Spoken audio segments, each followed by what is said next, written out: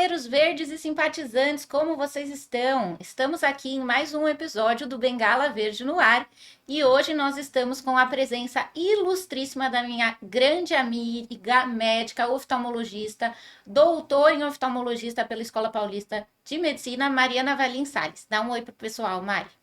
Oi, pessoal, muito obrigada pelo convite, é um prazer estar aqui com vocês. Show de bola! Hoje, pessoal, a gente vai falar um pouquinho sobre o Abril Marrom, que é o mês da conscientização, prevenção e luta contra a cegueira. É um mês muito importante onde a gente precisa olhar para a saúde ocular e entender o quanto a gente precisa cuidar da saúde dos nossos olhos também. Isso faz parte da nossa saúde física e da saúde integral do ser humano. Primeiro de tudo, eu gostaria de descrever aqui o ambiente para vocês. Nós estamos em um estúdio de podcast, com alguns estofados triangulares e retangulares. A gente tem ali atrás da Mariana um vidro fosco com uma cor verde. A gente tem aqui no centro uma mesa de madeira clara com o símbolo do Bengala Verde na televisão. Eu tô sentada na frente da Mariana em uma cadeira de escritório, nós duas em cadeiras pretas, tá? Eu sou uma mulher branca, de cabelos ruivos um pouco abaixo do ombro. Eu tenho olhos castanhos, sobrancelha arqueada, nariz pontudinho, lábios finos. E tô vestindo o meu tradicional uniforme, que é uma blusa verde escrito Bengala Verde em branco, com o símbolo do Bengala Verde, que é um olhinho aberto e um outro olhinho com uma bengala, tá? Afinal, somos Bengala Verde. Queria, antes de tudo, agradecer a Roche Brasil pelo patrocínio desse podcast. Sem vocês, nós não estaríamos aqui. E pediria encarecidamente aí para o pessoal de casa curtir, comentar, compartilhar e se inscrever no nosso canal para que esse vídeo chegue em muita gente. Quanto mais gente, melhor. Vamos fazer as pessoas terem consciência sobre a importância da saúde ocular. Bom, além disso, antes da gente começar esse papo maravilhoso com a Mariana Salles, que eu tenho certeza que vocês irão gostar muito, eu gostaria de dizer que o Bengala Verde Brasil é uma associação sem fins lucrativos com dois grandes objetivos. O primeiro, que é buscar melhorar a qualidade de vida das pessoas com deficiência visual. E a gente faz isso de várias formas, de forma interdisciplinar, porque, como eu disse anteriormente, a gente tem que olhar o sujeito de forma integral. Então, a gente busca melhorar na medicina, na psicologia, na reabilitação, na sociedade, na inclusão, pensando em diversidade e acessibilidade. Então, nós temos várias frentes de atuação e vocês podem ver esses temas aqui conforme os episódios vão rolando. Além disso, nosso segundo objetivo, não menos importante, é a conscientização da população sem deficiência visual sobre a deficiência visual, porque muitos deles não conhecem a nossa condição, imaginam que nós somos apenas cegos, que não existe meio termo, e vocês sabem, quem tem deficiência visual aí de casa, que a deficiência visual são muitas deficiências visuais.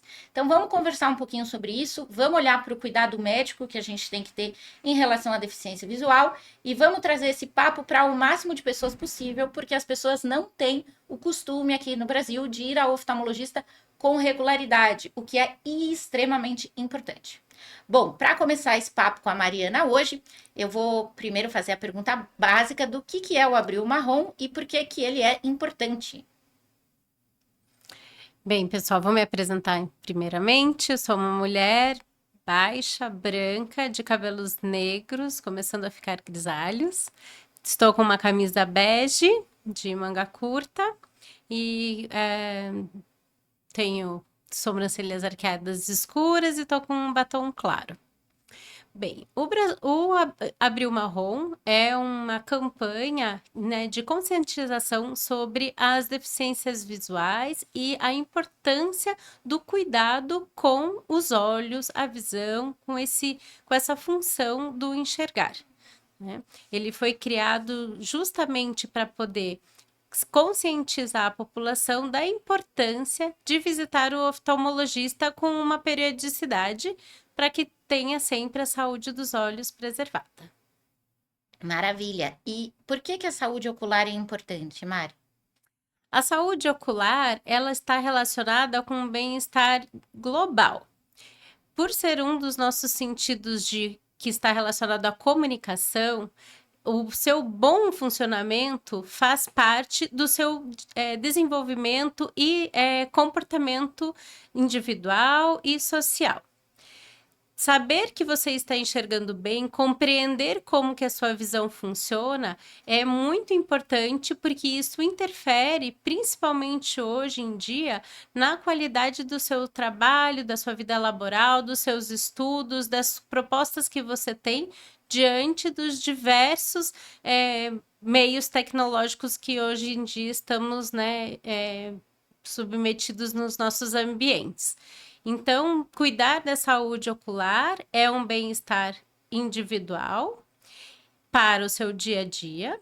E em um outro plano, é muito importante também, porque através da saúde ocular, nós podemos detectar outras doenças do organismo, né, como um diabetes, uma pressão alta, que afetam os olhos também. Então, os olhos, né, o famoso janela da alma é também a janela do corpo. Então, cuidar da saúde dos olhos é importante para você ter um cuidado geral com o teu organismo. Maravilha, Mari, muito bom mesmo. E as pessoas devem ir ao oftalmologista com qual idade, com qual periodicidade? O cuidado com os olhos com a consulta no oftalmologista começa lá no primeiro ano de idade. A primeira consulta deve ser realizada antes do primeiro ano de idade. Lembrando que o melhor momento para esta consulta é em torno de 10 meses, que a gente já consegue ter vários pontos do desenvolvimento dos olhos e da visão com bastante informação. Sendo a primeira consulta com 1 ano de idade, imagine quantas outras consultas precisamos ter ao longo da vida. Pela parte da pediatria, as consultas são realizadas anualmente sob critério do oftalmologista. Caso contrário, protocolarmente tem a primeira consulta no primeiro ano de vida, a segunda consulta até os 3 anos e a terceira consulta até os 5 anos. E nela deve conter a avaliação da posição ocular, do reflexo vermelho, né, da transparência dos meios oculares, medida de refração, para saber se a criança tem uma metropia infantil, se necessita óculos, e a avaliação da retina como um todo, para saber se esse olho está bem formado, se o cristalino está bem formado, se não tem alguma doença congênita que a gente já consegue identificar nessas primeiras consultas. Passada essa primeira infância, nós temos as avaliações durante aí o fundamental, vamos contabilizar o período escolar, né? O fundamental é sempre importante que durante o processo de alfabetização a criança tenha contato com o oftalmologista para que uma perda de visão ou uma presença de grau que necessite de óculos para sua correção interfira no processo de aprendizado da alfabetização. Então, esse é um momento importante para uma próxima consulta. À medida que a criança vai crescendo e vai se expondo a leituras mais prolongadas, livros com letras menores, a avaliação oftalmológica é muito importante para que ela mantenha o interesse na leitura e mantenha o foco e a atenção no conteúdo que está adquirindo, né? E então, na fase adolescente, tem os momentos do aumento do período do estudo, as possibilidades do aparecimento da primeira alteração de grau necessitando de óculos, e assim a gente consegue conduzir toda essa primeira fase da avaliação oftalmológica de cada indivíduo. E na fase adulta, claro, que as demandas são mais individuais e a gente pode espaçar essas consultas a cada 2 anos e meio.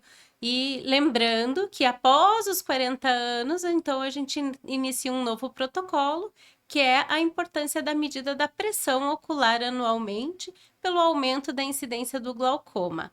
Então, a oftalmologia ela é guiada por vários protocolos, independente do sintoma que você tenha ou não tenha.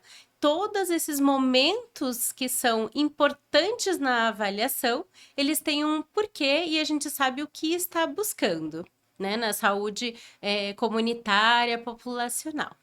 Perfeito. E claro que todos esses momentos a gente pode se deparar com doenças que precisem de condutas diferentes de um protocolo regular, né? Sim. Ou seja, a pessoa precisa ir ao oftalmologista quase que a vida inteira, certo? Sim, a vida inteira. Muito bom. E quando sai aí do padrão, aí vocês criam protocolos específicos para seguir esse paciente de uma outra forma. É isso? É isso mesmo. Quando o paciente frequenta o oftalmologista, a gente consegue ter um histórico bem documentado. Então, se em qualquer momento da sua vida aparecer alguma alteração, a gente consegue prontamente identificá-la e então dar a conduta adequada para cada diagnóstico, para cada situação que venha a aparecer. Maravilha. E, Mari, conta um pouquinho para o pessoal de casa quais são as principais causas de cegueira no país. Uhum. As principais causas de cegueira no país e no mundo, as duas principais causas são a catarata e o glaucoma, sendo a catarata a principal causa de cegueira reversível no mundo, pois a cirurgia de catarata é algo que é factível e que resolve este problema, e o glaucoma, ele é a principal causa de cegueira irreversível, porém controlável. Isso é uma pergunta que todo mundo faz, né? Ah, o que é o glaucoma? Então, o glaucoma é uma doença que vai perdendo o campo de visão periférico, pode ou não estar relacionada à pressão intraocular, aumenta sua incidência após os 40 anos e, quando não detectável, é a principal causa de cegueira irreversível. E essas são as duas principais. Tá. A gente pode seguir aí para outras patologias não exclusivas dos olhos, como fatores secundários que aparecem nos olhos, como, por exemplo, a retinopatia diabética, o glaucoma diabético, a retinopatia hipertensiva, as doenças vasculares da retina, as doenças vasculares da córnea e distróficas da córnea, que essas podem aparecer, podem levar à cegueira também, mas não são as mais comuns, mas todas elas estão aí na nossa conta do cuidado com os olhos. E o que a gente pode fazer para prevenir essas cegueiras evitáveis? Vamos dizer assim. O acompanhamento com o oftalmologista, em geral, é o suficiente, porque, assim como todas as outras doenças do corpo, sempre que a gente tem um diagnóstico precoce, aí a gente consegue controlar de forma adequada, sem chegar a um extremo da perda da visão. Perfeito. E uma dúvida importante, essas pessoas que têm essas doenças sistêmicas, que podem impactar o olho em algum momento, elas têm já essa consciência entre os médicos de que precisa se encaminhar essa pessoa para um oftalmo? Ou essas pessoas também não sabem e precisam ser avisadas? Olha, se você tem diabetes, é bom você ir a um oftalmo, porque talvez um dia você venha ter alguma questão ocular. O diabetes é uma questão muito particular, porque sim, os endocrinologistas, os clínicos, os cardiologistas, todos eles indicam sim aos pacientes que frequentem o oftalmologista. Mas a gente percebe uma resistência a ir ao oftalmologista justamente porque tem medo de ter essas alterações na visão, principalmente por ser um dos nossos principais sentidos aí, né? Dentre os nossos 5 sentidos, a visão é algo que tem Um um peso peso enorme e os pacientes que são diabéticos sabem que podem desenvolver uma doença grave. Entendi. Porém, por um outro caminho, se eles frequentassem o oftalmologista com mais frequência, com mais persistência, a gente poderia sanar muitos casos de cegueira secundária ou diabetes, simplesmente por um acompanhamento mais frequente. Uau, perfeito. E eu queria contar para o pessoal de casa que, além de oftalmologista e doutora em oftalmologia pela Escola Paulista de Medicina, a Mari, aqui chamada por mim carinhosamente, ela é chefe do Ambulatório de Genética Ocular da Unifesp e ela estuda distrofias hereditárias da retina, que são doenças que também levam à deficiência visual.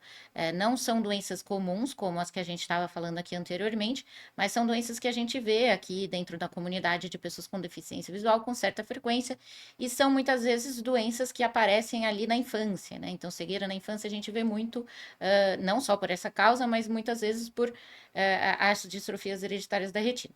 Então, Mari, eu queria que você contasse um pouquinho do que são as distrofias hereditárias da retina, como é que esse negócio de doença genética, para o pessoal entender também, para além das doenças comuns que a gente estava conversando anteriormente. Uhum. Passando por esse grupo de alterações oculares relacionadas à genética, a gente tem um popurrí muito diferente da população que apresenta doenças secundárias ou doenças próprias do envelhecimento do globo ocular.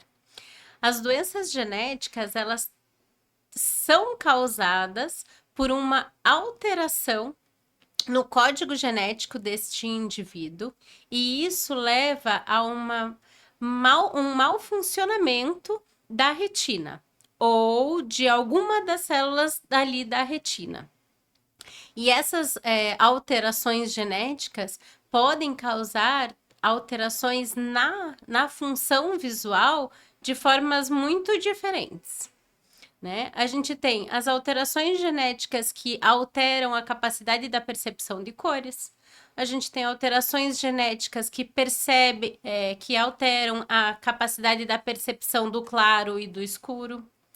Alterações que fazem com que você perca a capacidade de enxergar as coisas ao seu redor, o campo visual periférico, e, da mesma forma, doenças que afetam o centro da visão, levando a uma perda da visão de detalhes, da capacidade de leitura de coisas pequenas.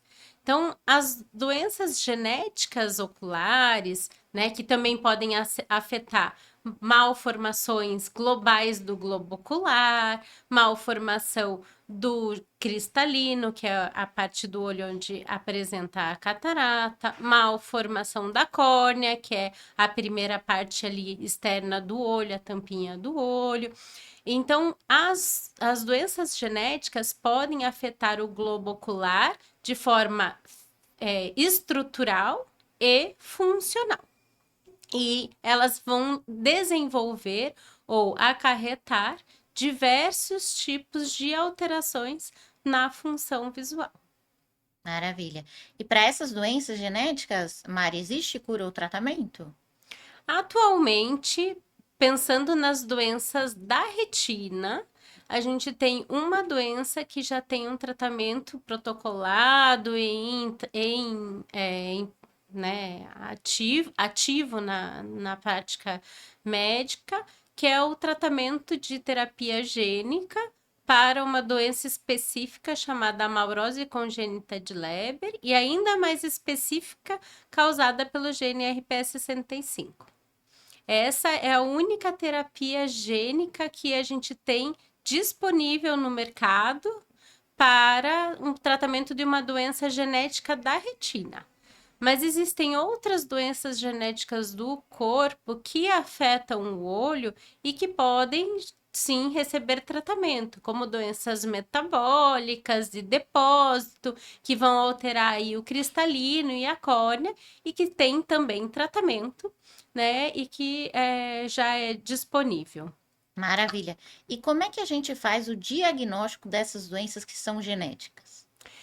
O primeiro passo é frequentar o oftalmologista. Como Né? sempre, gente, vocês têm que ir ao oftalmologista, né? Uma coisa que a gente precisa compreender em relação ao processo diagnóstico de qualquer alteração, né, na saúde ocular, claro que ela parte de uma suspeita, que às vezes é uma suspeita familiar, porque enxerga diferente de mim, ou de fulana, ou percebo que as outras pessoas na rua têm um comportamento diferente do meu, parece que elas estão enxergando alguma coisa que eu não estou. Claro que é este momento da percepção da diferença entre os indivíduos, ou um alerta familiar para uma criança, ou um idoso que muda de comportamento, ou que não se equipara a pessoas da mesma idade, é o primeiro sinal. E às vezes este momento não pode ser subestimado e deve sim indicar a busca por uma consulta. Então, o primeiro momento é passar por um especialista oftalmologista.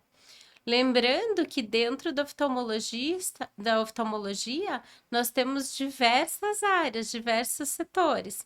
Então, a primeira avaliação com o oftalmologista nem sempre vai te dar o diagnóstico, porque a gente tem várias áreas, a gente tem vários detalhes aí nesse órgão olho que criou em diversos especialistas diferentes. Mas a primeira avaliação, talvez você possa não ter um diagnóstico, porém, este médico pode sim te orientar um outro colega que pode ser mais específico para o caso que se apresenta. Perfeito. E qual é a diferença do diagnóstico de doenças que não são genéticas e de doenças que são genéticas? As doenças que não são genéticas, em geral, elas são. Bem, quando a gente está falando da senilidade, do envelhecimento, às vezes a gente está diante, sim, de uma doença genética relacionada ao envelhecimento. Né? A catarata, por exemplo, é uma doença relacionada ao envelhecimento. A degeneração macular relacionada à idade é uma doença relacionada ao envelhecimento. Porém, quanto que essas alterações estão relacionadas a um fator múltiplo genético que faz com que um indivíduo tenha uma catarata mais cedo ou mais tarde, uma degeneração macular não num período, né, da senilidade e uma degeneração mais precoce. Quais os fatores ambientais que modularam também o aparecimento dessas doenças? Então, todas essas possibilidades existem. A gente tem que lembrar que existem doenças dos olhos que são de causas externas, traumas, infecções, que podem levar a doenças oculares graves com baixa visão e que não tenha nenhum relacionamento com fator genético. Perfeito, muito bom, Mari. E quando uma pessoa já tem uma doença genética e tem algum medo de ter filhos com a condição, o que deve ser feito? Como é que a gente cuida dessa parte? A orientação familiar dos pacientes que têm doenças genéticas, ela se inicia na conclusão do diagnóstico genético. Então, antes de a gente conseguir fazer uma orientação familiar, né, sobre as possibilidades que possam vir a ter, a gente precisa ter certeza do diagnóstico como sendo genético para o que acomete aquele indivíduo. Atualmente, felizmente, a gente tem já muito difundido e de forma acessível os testes genéticos. Estes, porém, devem ser solicitados com uma forma mais bem orientada, porque não são todas as doenças que a gente ainda já tem a possibilidade de ter o diagnóstico genético. Então, partir para um teste genético para o diagnóstico tem que ser algo muito bem avaliado. E sendo então uma doença genética, diante de todas as suas possibilidades, a gente consegue orientar essa família em relação aos filhos, ou aos antepassados, ou a presença de doenças em várias gerações ou em uma geração só. Mas tudo começa aí com sim uma doença genética ou não, tem indicação de fazer teste genético e esse teste genético, o que nos apresenta? Tá, perfeito, muito bem entendido. Agora, a pergunta que não quero calar, que muitas pessoas nos fazem. Ai, travei. Ah, mas eu tenho cegueira, a minha doença não tem cura ou tratamento, para que que eu vou ao oftalmologista? Não faz sentido eu ter deficiência visual, eu já sei que não tenho o que fazer, para que que eu vou ao oftalmologista mesmo assim? Eu queria, Mari, porque isso é importantíssimo, pessoal de casa, não é porque você tem deficiência visual que você tem que deixar de ir ao médico. Então, eu queria, Mari, que você explicasse para as pessoas o porquê que tem que ir, mesmo que não tenha como solucionar a questão da baixa visão. Uhum. Esse é um ponto muito importante mesmo. A cuidar da saúde do olho propriamente dito, como eu falei inicialmente, é cuidar da sua saúde geral. Da mesma forma como você leva seu filho no pediatra, ou você leva seu avô no geriatra, ou seus pais no cardiologista, mesmo não tendo doença, passa no médico para fazer uma avaliação. Às vezes faz um check-up todo ano, faz os exames clínicos, faz os exames de sangue. A avaliação oftalmológica da saúde do órgão olho está incluída neste processo. Independente se esse olho tem a função visual plena ou parcial, ou mesmo se você por acaso tem um olho que não tem a função visual. Por quê? Nós temos que cuidar da estrutura como um todo, né? Tem que cuidar porque se pode não ter visão por uma distrofia retiniana, mas estar na senilidade e apresentar uma catarata. Você pode ter um olho seco secundário a uma doença endocrinológica e você está fazendo uma úlcera de córnea, mas aí porque você não enxerga, você não frequenta o oftalmologista. Então, cuidar deste órgão olho é independente da sua função. Então, isso é muito importante. Maravilha, Mari, muito bom. Muito obrigada aí por estar tirando todas essas dúvidas aqui pra gente. E como que o oftalmologista pode ajudar tanto o paciente quanto os familiares nesse processo de descoberta, de acompanhamento? Qual é o papel do oftalmologista para além da parte técnica, assim, né? Uhum. O papel do oftalmologista é muito importante, não só no diagnóstico, né? Que às vezes parece que você vai ao oftalmologista, eu já sei o meu diagnóstico, por que que eu vou num outro oftalmologista, ou por que que eu vou voltar no meu próprio oftalmologista? Porque nós também somos responsáveis em orientar e colaborar o paciente, como ele pode fazer uso da sua área de visão, como que ele pode testar tecnologias hoje que são maravilhosas, os nossos olhos nas mãos, não é? Com certeza. Para que essa pessoa tenha mais autonomia no seu dia a dia. Existem diversos recursos que a gente pode orientar para cada caso, dependente de uma perda de visão central da visão, uma perda de visão periférica, um olho único. A gente tem várias possibilidades de orientação para melhorar a qualidade de vida de cada um e então mostrar que existe uma gama de acessórios que podem ser usados para o paciente se sentir mais funcional em relação à quantidade de visão que ele possui. Maravilha, ou seja, mesmo tendo pouca visão, você pode tentar encontrar a melhor forma de usar o que você tem de resíduo, né? Exatamente. Perfeito. E para além disso, Mariana, quando a gente não tem cura ou tratamento, e o oftalmologista já fez todo esse papel, como ele pode ajudar? Para onde ele pode encaminhar? Tem algum serviço interdisciplinar que talvez ajude? Uhum. Aí, o importante é você estar bem atento à sua cidade, né? Nas diversas cidades do nosso país, nós temos assistência a pessoas com baixa visão, tá? Às vezes as pessoas falam assim, ah, mas eu não estou num grande centro. Porém, existe alguma coisa pertinho de você.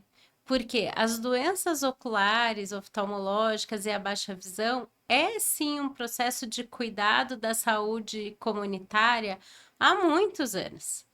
E isso sim fez desenvolver, às vezes, pequenos centros de atenção à saúde ocular, e lá você pode encontrar um apoio né, de um terapeuta ocupacional, de um especialista em visão subnormal, alguém que pode te ajudar na orientação em mobilidade, ou que pode atualmente te dar orientações sobre como utilizar os eletrônicos de forma adequada, aplicativos, né? Então, às vezes a gente pensa que, porque eu não estou num grande centro, eu não tenho acesso. Às vezes isso não é verdade. Às vezes, numa sentadinha ali na internet, a gente consegue encontrar centros de atenção ao indivíduo com baixa visão em cidades bem afastadas dos grandes centros. Então, o primeiro passo é procurar dentro da sua região em que local que você pode ter uma assistência. E então se expor a esse tipo de orientação. Não buscar a orientação é pior. Muito bom, Mariana. E me conta uma coisa, o que você acha do convívio entre pessoas com deficiência visual? Você acha que isso auxilia? Você acha que isso muitas vezes não ajuda tanto? O que você pensa assim sobre as pessoas com deficiência visual terem comunidades, vamos dizer assim? Eu acho que isso é muito individual. Nós, como seres humanos, né, assim como outros animais, nós convivemos em comunidade. E essa comunidade em que a gente vive, ela é plural, né? Temos pessoas de todos os jeitos, né? E você estar perto de uma pessoa que pode ter ideias parecidas com a sua necessidade auxilia. Então, você estar dentro de um grupo em que as pessoas tenham a mesma necessidade que você, pode te dar dicas, pode te dar, abrir possibilidades que você sozinho não vai encontrar. Este é a grande magia que eu imagino, que eu vejo da vida em comunidade. E sempre que a gente está com os nossos pares, a gente consegue desenvolver de forma diferente as nossas necessidades. Então, procurar grupos de pessoas que tenham as mesmas necessidades que você é importante para que você tenha uma pluralidade de opções, de possibilidades, né? Eu acho que esse é o grande valor dos grupos, né? Assim como vocês, quando a gente é pequena e vai aprender a cozinhar com as nossas mães, tá na cozinha, tá a mãe, tá a tia, tá a avó, né? Tá todo mundo ali, cada um dando seu pitaco, até aquele momento que você fala, desta forma, para mim é mais fácil. Da mesma forma como você vai aprender a dirigir, um dia dirijo com o pai, outro dia com o avô, outro dia com a mãe, outro dia com o primo, e cada um dirige diferente, e daí você faz a sua forma. Então, você estar dentro de um grupo em iguais possibilita você abrir um pouco o horizonte e identificar a sua forma de conduzir as suas necessidades. Maravilha, muito bom. Você tem alguma mensagem que você gostaria de deixar para conscientizar a população sobre a deficiência visual e o cuidado com os olhos? Eu acho que a principal mensagem é lembrar que o oftalmologista existe e frequentar o oftalmologista, né? Hoje é uma especialidade que está muito bem difundida em todo o nosso país. A gente tem números, né, cadastrados no nosso conselho da presença do oftalmologista nas diversas regiões do nosso Brasil, que é muito grande. E tem a possibilidade de ter um oftalmologista perto de você. Então, acho que o principal conselho é, independente se você sente alguma coisa ou não, visite o oftalmologista. Às vezes, nesta pequena visita que aparentemente não vai ter nada, é onde a gente pode descobrir algo que pode orientar melhor a sua saúde em geral. Perfeito. Mari, eu acho que você foi extremamente clara na sua exposição e eu queria levar aí para o pessoal de casa um pouquinho do que eu entendi, resumidamente. Você me corrige se o meu resumo não tiver tão bem feito, mas foi tão bom que a Mari disse. Eu acho que mostra tanto a importância do cuidado com a saúde ocular e a importância de entender a deficiência visual como um todo, que eu queria dar uma resumida aqui para vocês. Então, primeiro de tudo, ir ao oftalmologista em todas as fases da vida, tendo ou não alguma doença. Entender que o olho faz parte do seu organismo, ou seja, se você tiver um outro problema, você também pode vir a ter problema nos seus olhos, então você tem que cuidar disso. Saber que existem cegueiras que podem ser evitadas. Então, quanto mais cedo você for ao oftalmologista, mais cedo você vai descobrir a doença, menos chance você tem de ficar com alguma doença e alguma sequela que já não tem como ser reversível. Além disso, outra coisa que eu achei muito interessante do que ela trouxe é que, mesmo nas doenças sem cura ou tratamento, você deve ir ao oftalmologista, porque você tem que cuidar do seu órgão, mesmo que ele não tenha função. E isso é de extrema importância, certo, Mari? Sim. Além disso, o que ela disse é: o oftalmologista tem um papel de te ajudar não só no diagnóstico, mas no acompanhamento e tentando melhorar a sua qualidade de vida e seu uso de visão residual. Então, pessoal, mesmo que não tenha uma cura ou um super tratamento que vá sanar a sua doença, existem outros caminhos. E, principalmente, que o trabalho pode ser interdisciplinar. Então, mesmo quando o oftalmologista já fez tudo, ele pode te ajudar no encaminhamento para algum centro de saúde virtual ou presencial que ajude você a se adaptar à sua condição. E por último, ela também salientou aí para gente que para algumas pessoas encontrar pessoas com situações semelhantes pode facilitar o aprendizado e fazer você se sentir pertencente a um grupo. É isso? É isso. A Mariana é uma ótima professora, pessoal, aí de casa. Vocês viram, né? Maravilhoso. Mari, eu queria te agradecer imensamente. A gente gostaria aqui do Bengala Verde de te dizer que trazer médicos para falar aqui é sempre bom. Eu acho que a gente tem que tratar a deficiência como ela é, de maneira biológica, psicológica e social. A gente tem um corpo e esse corpo precisa ser visto e cuidado. Então, eu fico muito feliz quando os oftalmologistas estão com a gente e trazem essa perspectiva, porque a deficiência não é só a vivência, pessoal. A deficiência também é o nosso olho. Então, obrigada por estar aqui com a gente. A gente deixa esse agradecimento para você, que é um presentinho. Ai, obrigada. Pode abrir aí. Vamos ver. É um prazer imenso estar aqui com vocês. Nossa. Ai, que linda. Tenho agora a minha. Agora você tem a sua.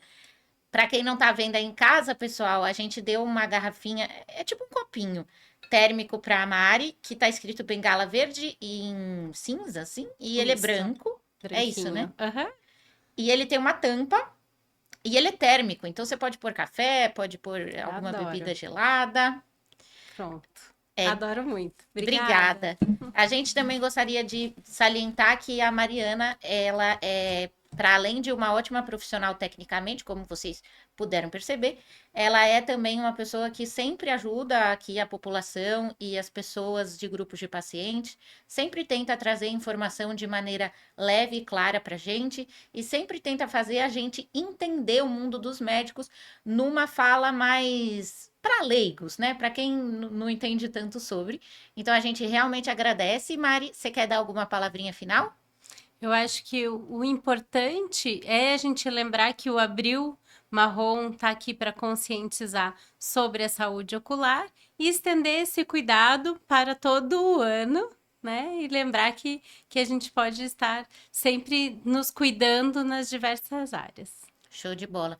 Gente, eu agradeço imensamente. Espero que vocês tenham gostado tanto quanto eu. A Mariana é ótima. Procurem aí, ela atende em vários lugares, Mariana Valim Salles, e todo esse cuidado que ela tem de explicação aqui no podcast, ela também tem em consultório, porque eu já vi várias vezes. Então, brigadão, pessoal, e até o próximo vídeo.